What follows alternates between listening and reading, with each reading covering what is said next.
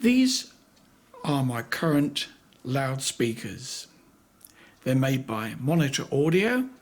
These are the mid-range and tweeter.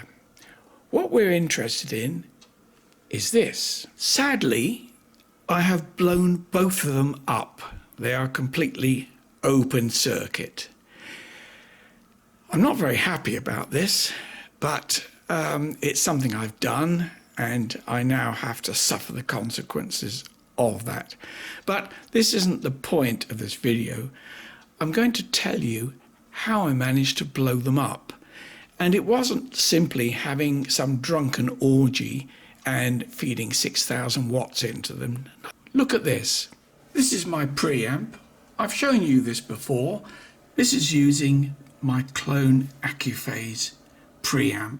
Ironically, the contents of the preamp is irrelevant to this story. It's the back that's important, and the important thing is these sockets. They're standard phono type sockets, and they're better than average. They're not the most expensive ones on the planet, but compared with the cheapest ones, they're a step up. Now there lies the problem. This output here goes off to my amplifier, my L12 amplifier that I've talked about thousands and thousands of times, and that normally sits under the preamp. Now, let me just remove these.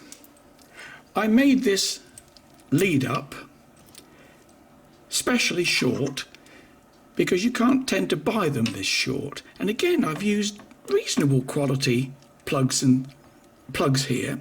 And the idea is that this feeds into here, and the output here goes into the amplifier. Now here is the problem. I had all this connected up the other day, and I was testing a new amplifier which I've yet to disclose to you, and I'm still not going to disclose today. But I've removed my L12 amplifiers from the case. The problem is these cables are really thick and don't bend very easily. So I had this plugged in literally below, and I moved round the cabinet, and the plugs just didn't fall out exactly, but they left like that. What that means is, of course, there's no earth between the phonos and the amplifier, and it's like connecting the input to a piece of wire, and of course it picks up all sorts of nonsense, and you get that well-known buzz, which usually isn't a problem. But I'd been driving the amplifier with the volume on full and using the preamp volume to set the levels.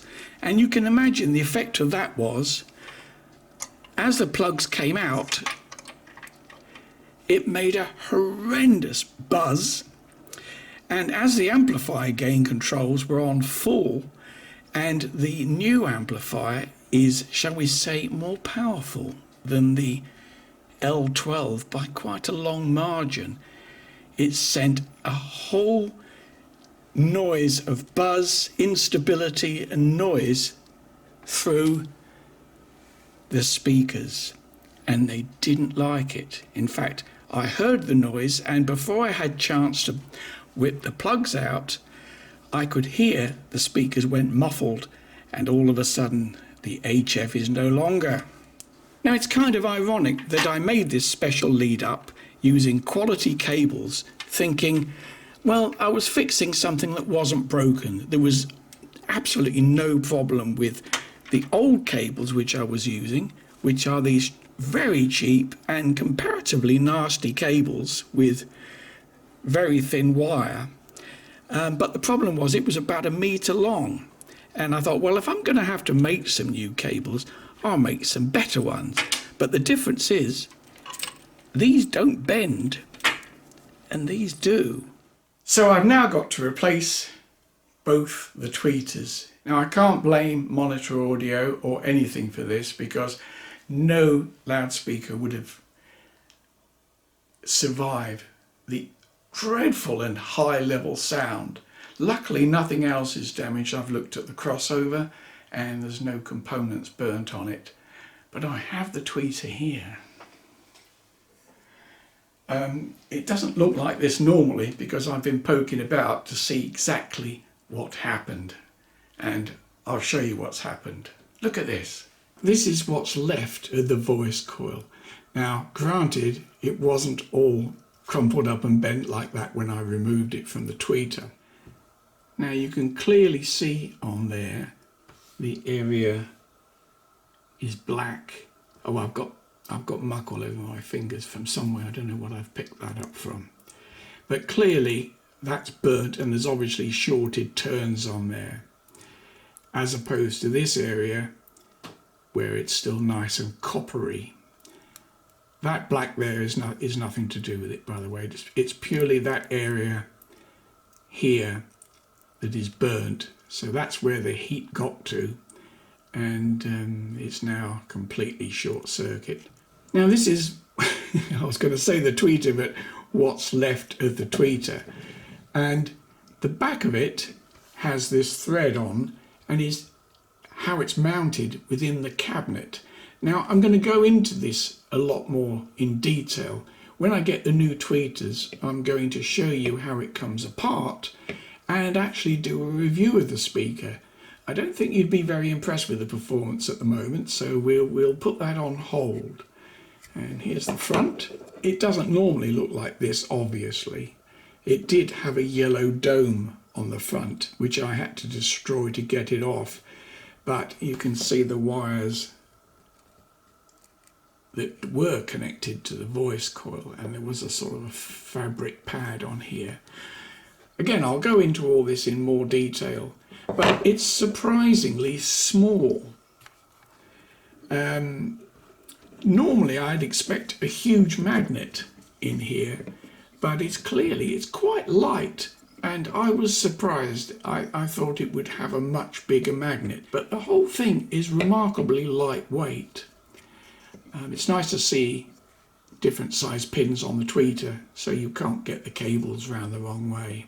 Just before I close down this video, I'm going to make a comment about the issues I've had in trying to get new tweeters. Now, I live in New Zealand. Monitor Audio lives in the UK, even though they're made in China, like everything is. I'm surprised that I'm not made in China, actually, but we won't go there. There's a distributor in New Zealand, obviously, and I actually purchased my speakers from a standard retailer. So I phoned them up, and to my horror, they don't have any spares. None at all. And they told me the price of them, which is a horrendous price. And I have to wait for 4 to 6 weeks, potentially. Not necessarily, but potentially, to get these speakers and my loudspeakers working again. Now, personally, I think that is atrocious, because there are a number of Monitor Audio speakers that use this tweeter, and granted, not everybody is as lucky as me and blows them up. But it does happen. Tweeters are usually the thing that fails, although with today's current electronic music, where there's lots of information below 50 or so hertz, it's quite common these days for people to blow up the bass units. They just physically leave the cabinet. The cone comes right out and splits it all the way around. I've seen that countless times. But I was very disappointed and really quite annoyed that they didn't have any spares, and that the price of the spares are so high. It's just a ludicrous price for what is basically not a very expensive tweeter. Still, that's the way life is.